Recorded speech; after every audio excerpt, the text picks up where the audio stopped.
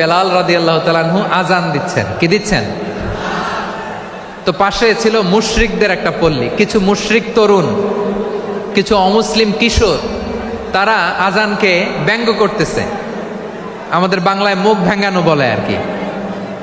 বেলাল রাদিয়াল্লাহু তাআলা আনহু আজান দিচ্ছেন, ওই বাচ্চাগুলো মুশরিক, তো ওরা আজানকে ব্যঙ্গ করতেছে, বিকৃতি করে ওরাও আজান দিচ্ছে। উদ্দেশ্য হচ্ছে আজানকে নিয়ে ঠাট্টা করা। উদ্দেশ্য কি? ঠাট্টা করা। ব্যাপারটা মনে কষ্ট পাওয়ার মতো ব্যাপার না? কিন্তু বিশ্বনবী ওইখানে দেখেন কি খুঁজলেন।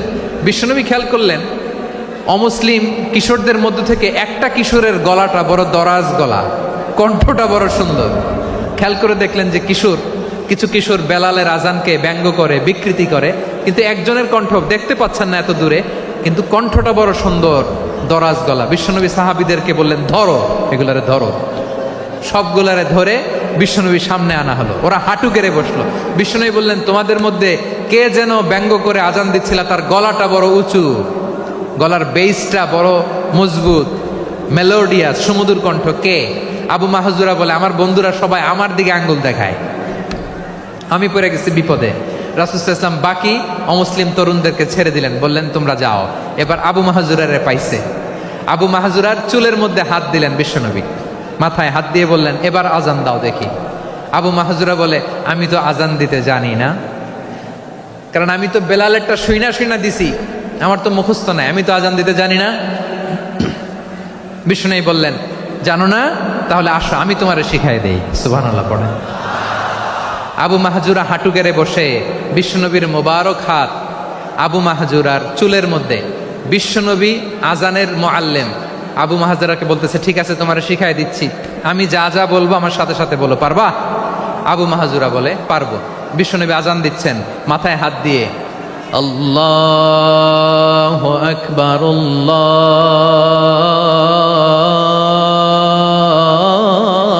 আল্লাহু আকবার। আবু মাহজুরা এই বাক্যটা পড়লেন। বিশ্বনবী দ্বিতীয় বাক্য পড়তে আরম্ভ করলেন, আল্লাহু আকবার,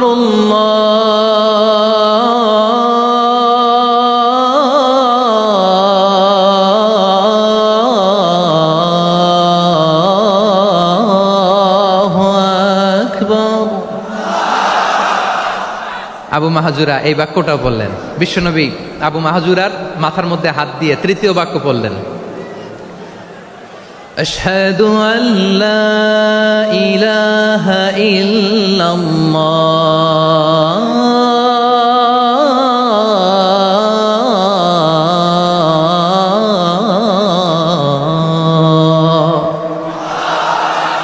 আবু মাহজুরা তৃতীয় বাক্য পড়লেন। বিশ্বনবী একটা বাক্য পরে আবু মাহজুরা পরে, বিশ্বনবী পরে আবু মাহজুরা পরে। আবু মাহজুরা কিন্তু অমুসলিম, মুশরিক।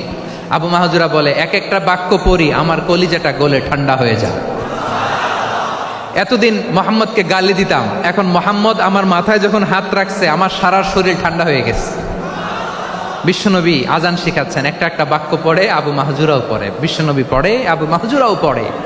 পুরো বাক্যগুলো যখন শেষ, আজান শেষ, আবু মাহজুরাও যখন পুরো আজান পড়লেন, আবু মাহজুরা বললেন, এতদিন মোহাম্মদের চেহারা দেখলে আমার ঘৃণা লাগতো, আজ থেকে মোহাম্মদের চেহারার চেয়ে প্রিয় চেহারা আমার কাছে নাই।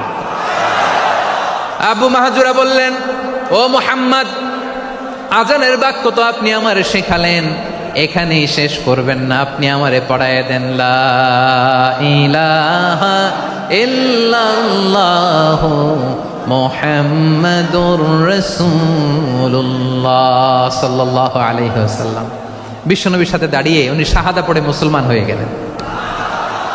এবার আবু মাহজুরা বলে, ইয়া রাসূলুল্লাহ, ইয়া হাবিবাল্লাহ, আমি মুমিন হয়েছি, মুসলমান হয়েছি, আপনার কাছ থেকে আজান শিখার সৌভাগ্য আমি লাভ করেছি গো নবী। আমার কণ্ঠের বড় তারিফ করেছেন আপনি, আমার আজানকে আপনি পছন্দ করেছেন। একটা জিনিস আপনার কাছে চাই, আপনি আমাকে মক্কার মসজিদুল হারামের মুয়াজ্জিন হিসেবে অ্যাপয়েন্ট করে দে। বিষ্ণু ইসলাম বললেন, যাও আবু মাহজুরা, আমি তোমাকে পৃথিবীর শ্রেষ্ঠতম মসজিদ মক্কার মসজিদুল হারামের মুয়াজ্জিন হিসেবে অ্যাপয়েন্ট করে দিলাম। দেখছেন কিভাবে ট্যালেন্ট হান্টিং করতে হয়, কিভাবে হিউম্যান রিসোর্স মানব সম্পদকে ব্যবহার করতে হয়। আসছিল আজানকে ভেঙাইতে, আসছিল কেন? আজানকে ব্যঙ্গ করার জন্য, বিকৃত করার জন্য। আজানকে বিকৃত করতে যে ইসলামের সবচেয়ে শ্রেষ্ঠ মসজিদের মুয়াজ্জিন হয়ে গেল। পড়েন সুবহানাল্লাহ।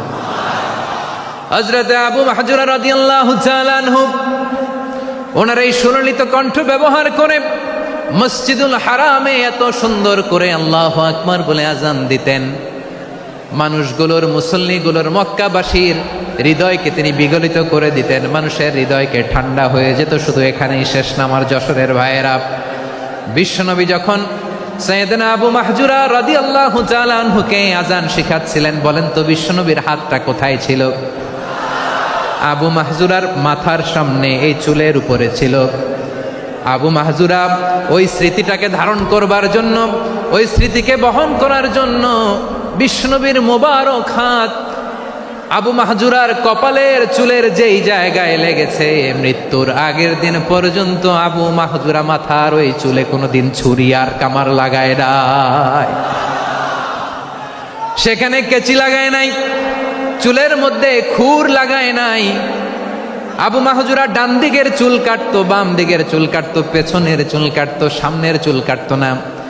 আবু মাহজুরা রাদিয়াল্লাহু তাআলা আনহুর সামনের চুলগুলো বড় হতে হতে যখন এত বড় হয়ে যায়, তিনি চুলগুলো পেঁচিয়ে মাথার মধ্যে রাখতেন। তারপরে তিনি পাগড়ি পরতেন। সবাই জিজ্ঞেস করতো, আবু মাহজুরা এটা আবার কেমন স্টাইল? দেখতে তোমারে কি বিদঘুটে লাগে? কেমন অড লাগে? কেমন খারাপ দেখা যায়? মক্কায় এমন কোনো মানুষ তো দেখি নাই, ডানে চুল কাটে, বায়ে চুল কাটে, পেছনে চুল কাটে, সামনে কাটে না। ওরে আবু মাহজুরা, কেমন দেখা যায় তোমারে? তুমি সামনের চুল কাটো না কেন?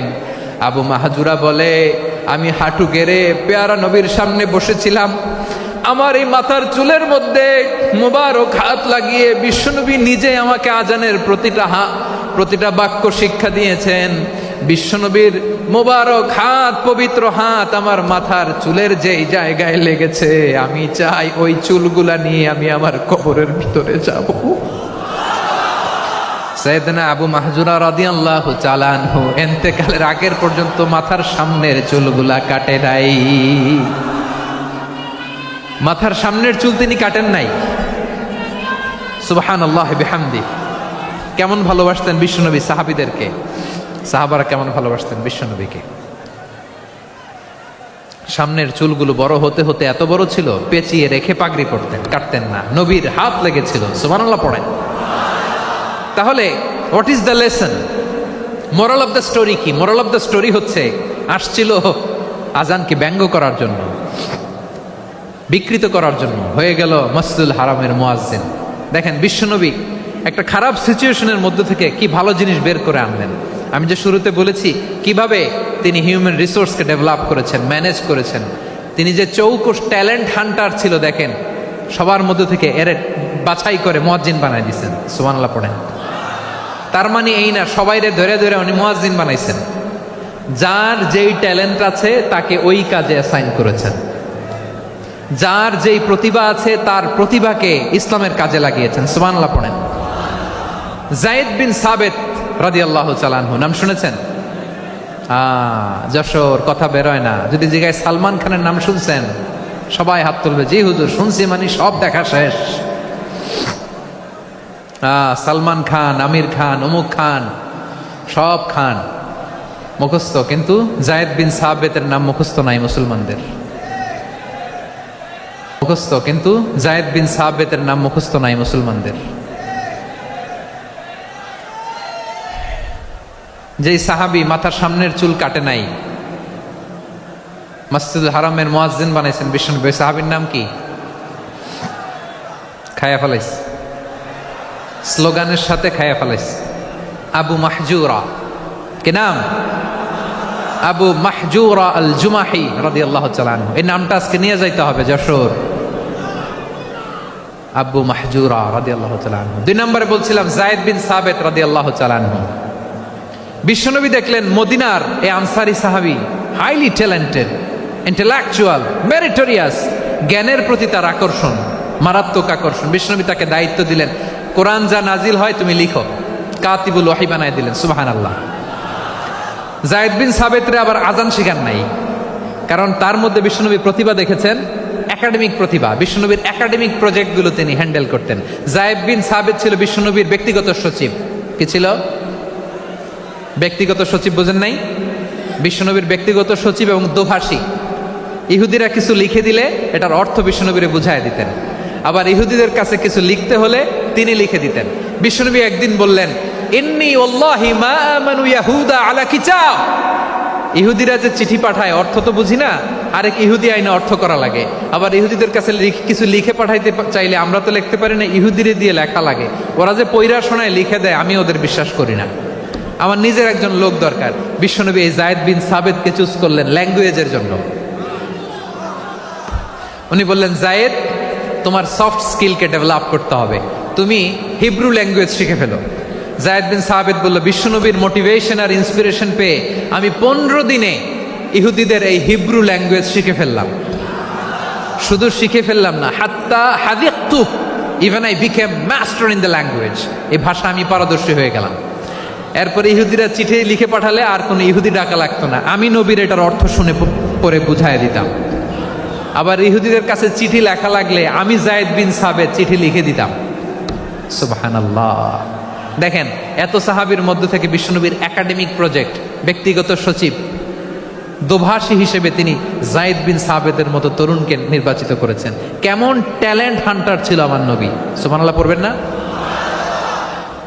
বিশ্বনবীর ইন্তেকালের পরে সাইয়েদনা আবু বকর রাদিয়াল্লাহু তাআলা আনহু যখন খলিফা হয়ে আসলেন, কোরআনকে সংকলনের দায়িত্ব দেয়া লাগবে, কোন সাহাবীকে দিবেন? সব সাহাবারা মিলে পরামর্শ করলেন।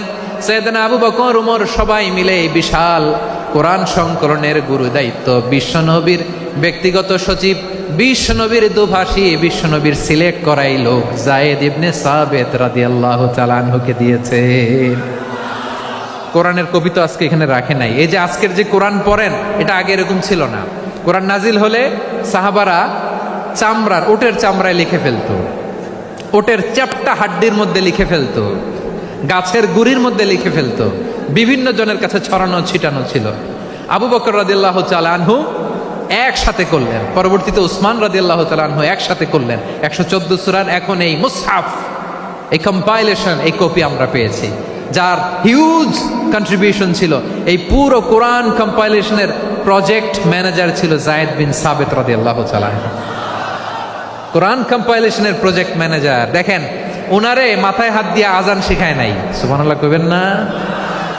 তাহলে প্রথম সাহাবী আবু মাহজুরাকে মুয়াজ্জিন বানাইলেন, যায়েদ বিন সাবিতকে ব্যক্তিগত সচিব আর দোভাষী বানালেন, মুসআব ইবনে উমাইর রাদিয়াল্লাহু তাআলা আনহুকে ইসলামের প্রথম অ্যাম্বাসেডর বানালেন।